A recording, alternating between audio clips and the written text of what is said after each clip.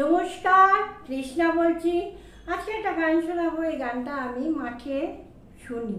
আমার মাঠে গান শোনার জন্য বেশ কিছু গান সিলেক্ট করা থাকে, তার মধ্যে এটা একটা। চলুন শোনাই।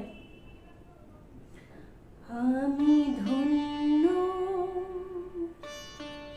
আমি ধন্য, আমি ধন্য, আমি ধন্য।